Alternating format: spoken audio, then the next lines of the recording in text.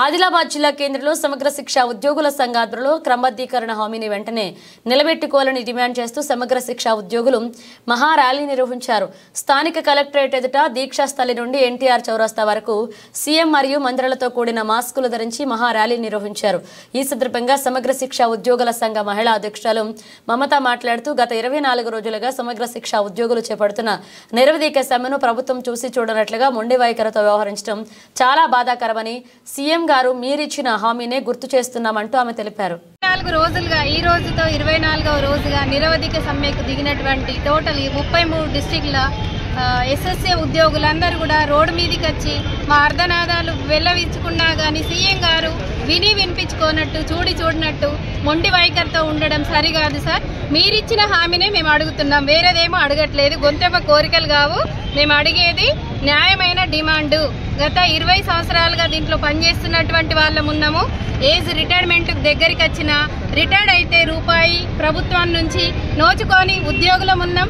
చనిపోతే రూపాయి కూడా మన్ను పోయడానికి కూడా లేదు. అలాంటి ప్రభుత్వం మొండి వైఖరి నశించాలి. మేము తెలంగాణ బిడ్డలం కామా, మేము కూడా తెలంగాణ పుట్టినోళ్ళమే. మాకు ఉద్యమాభివందనాలు ఉన్నాయి కాబట్టే మేము ఉద్యమం అనేది స్టార్ట్ చేసినాం.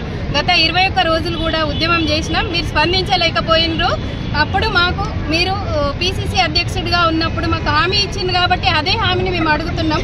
చట్టసభల్లో మీరు ఈ హామీని పెట్టి కూడా మాకు రెగ్యులర్ చేయడానికి అవకాశం ఉంటుంది. అన్ని మీరే అయినప్పుడు, విద్యాశాఖ మంత్రి మీరే అయినప్పుడు మా గోడు వినిపించుకోండి సార్. 33 జిల్లాలలో ఉన్నటువంటి ఎస్ఎస్ఏ ఉద్యోగులందరూ కూడా న్యాయమైన డిమాండ్ అడుగుతున్నారు, వేరేది అడగట్లేరు.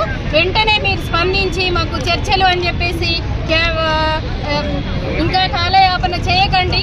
పిల్లల జీవితాలు 1,25,000 పిల్లలు రోడ్డుపైకి కూడా వచ్చే అవకాశం ఉంటుంది కాబట్టి వాళ్ళని మేము సున్నితంగా మేము ఇక్కడ ధర్నాలో ఉంటూ కూడా వాళ్ళని కాపాడుతున్నాము. అంటే ఆ పిల్లలు ఉన్నారు కాబట్టి ఈరోజు మాకు భవిష్యత్తు ఉంది కాబట్టి మేము పిల్లలకి ఎలాంటి అన్యాయం చేయకుండా మేము ధర్నాకి వచ్చినామంటేనే మీరు ఆలోచించుకోవాలి. ఇది శాంతియుతంగా చేస్తున్నాం, మీరిచ్చిన హామీని పట్టుకొని మేము చేస్తున్నాము. గత ప్రభుత్వం కూడా 10 సంవత్సరాలు మాతో కాలయాపన చేసింది. ఇది సరి అయిన పద్ధతి కాదు. ఏ ప్రభుత్వాలు వచ్చినా ఇలా కాలయాపన చేసుకుంటూ మమ్మల్ని ఎండగొట్టడం అనేది సరి అయిన పద్ధతి కాదు.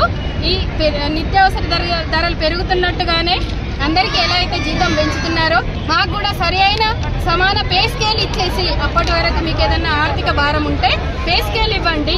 పే స్కేల్ ఇచ్చేసి తర్వాత ఏ రోజు వరకు జీవో తీసుకొస్తారో ఒక నిర్ణయం చేసి ఒక కాపీ రూపంలో మాకు ఇవ్వండి. మేము అడిగేది న్యాయమైన డిమాండ్ కాబట్టి మీరు కూడా అన్నీ తెలుసు, మీ సమగ్ర శిక్ష యొక్క బాధలన్నీ తెలుసు అన్నారు. తెలిసిన వాళ్ళు ఎందుకు స్పందించట్లేదు అని మేము 33 జిల్లాల ఎస్ఎస్ఏ ఉద్యోగుల మీడియా ముఖంగా అడుగుతున్నాం. మా ఆర్తనాదాలు వినిపించుకోండి సార్. ఎస్ఎస్ఏ మమత.